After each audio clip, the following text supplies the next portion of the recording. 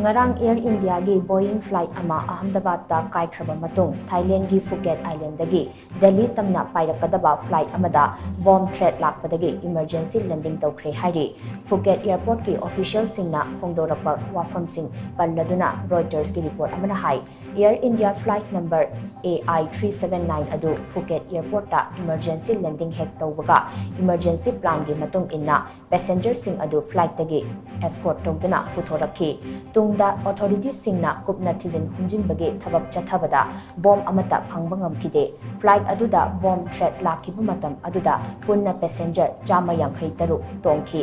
flight radar 24 gi report matung inna flight adu Phuket airport dagi ngasi ayupung 8 makhaida paikibani adum oinamak bomb threat aduna maram oiraga Andaman Sea dagi mamai leiraga Phuket airport da amuk halakhibani hairi hojik fawbagi oina airports of Thailand AOT gi maikai dagi bomb threat adugi matangda wafam amata phongdorakpa leitri